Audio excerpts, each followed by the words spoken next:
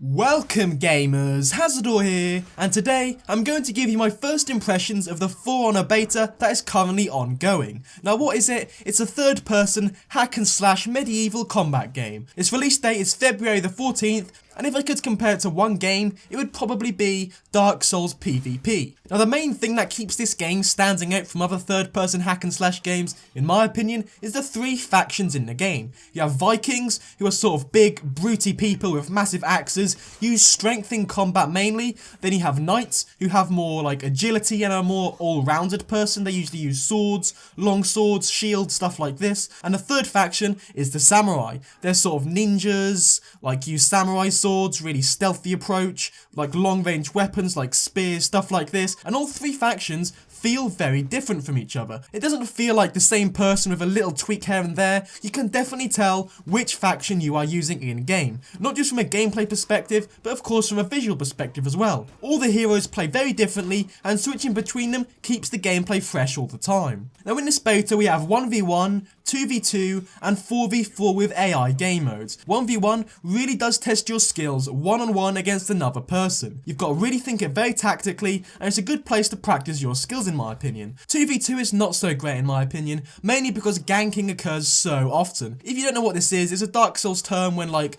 you are outnumbered on the combat field. For example, a 2v1 or a 3v1, and it's almost impossible for you to win. It's the same with For Honor. I mean, on 2v2 game modes, if you get a kill first and it turns into a 2v1, the game is literally over. There's not really much point of trying. You'll sort of be like blocked in this combat zone where you can't really move because you're getting hit again and again, and it won't be a good gameplay experience for you. But 4v4 is something completely different. It's on a much bigger scale, and it's not just 4v4 player controlled characters. There are lots of computer AI as well, called soldiers, and they all move across the map in this domination game mode. The soldiers they add makes it feel like a real life medieval battle. There's like shouting and battle cries going on in the background. Of course the audio is something I really love about this game. It makes you feel like you really are in a knight's like soldier combat back in the day, and yeah, the AI make it really different. Of course the thing that is going to make or break this game is the combat and the gameplay, and honestly I've been very impressed so far. It is only a beta of course, but this game is out in 2 or 3 weeks, so nothing is going to be changed really drastically. Basically what you do is you lock onto the person and you can either guard to the left, right or above. You can hit them in these 3 directions, you can also defend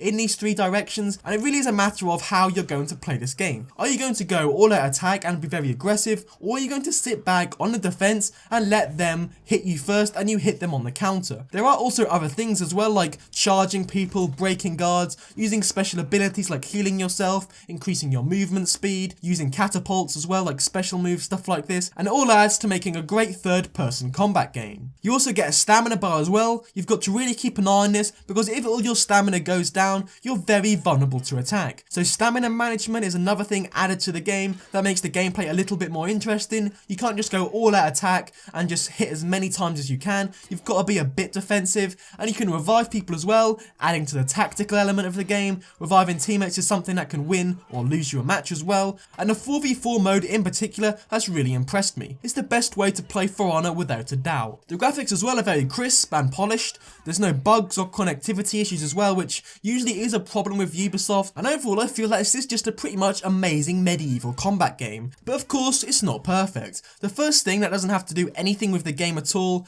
is of course it is from Ubisoft, and we all know what they're like. They're possibly like one of the most hated people in the gaming industry right now, with stuff like Assassin's Creed, Watch Dogs, The Division, all disappointing people quite a lot, and this game could go down the same route, or they could change their ways. So just before you buy this, beware that Ubisoft has their name all over it. And one thing I would have liked to have in this game a lot more is gore. I love gore in video games, but in For Honor it wasn't that like persistent whatsoever. After you've killed somebody you can execute them and like decapitate them, stuff like this, but that is the only gore in the game. When you're in normal combat and hacking and slashing each other, there's very little blood and there's not much injuries like you can see visually. I think that really does make it a little bit less environmentally satisfying, if you get what I mean. If you could see someone with like massive slashes across their chest chest, maybe even missing an arm or something like that. That could add something really good to the gameplay, but it's not like that at all. The only gore you get is in the executions, there's not much blood, and that kind of did disappoint me. I think this game could have had the potential to be an ultra violent video game and really be something unique. The thing I mentioned before as well about getting ganked, when it's 2v1 on this game or even more, you have no chance whatsoever, and they just button mash the hell out of you. That's another thing I don't really like about this game, is that button mashing is quite persistent. Just smashing buttons again and again, no skill involved, and it just leaves firefights and specific 1v1 encounters pretty boring. Another thing I am quite worried about is the customization and how long it will stay interesting. Is the progression in this game going to be something that is going to be very fulfilling, or is it going to get boring after a while and we're going to need microtransactions to push us into the high level gear, weapons, equipment and this sort of thing? Because if Ubisoft do that, I wouldn't even be that surprised, but I'll definitely be really angry and disappointed at the game. Another thing I found disappointing was, it's nothing to do with the game itself, but it's that we didn't have a story mission to play in this beta. I'd have loved to jump into story mode to see what it's like, but unfortunately, in the beta, we only have access to the multiplayer. The season pass that has been announced could potentially break this game and just completely separate the player base. Maps and modes that come out will be completely free, but stuff like heroes and weapons will have to be paid, and if they release new heroes that are very powerful and much better than the ones that we have in the base game, the people who have the season pass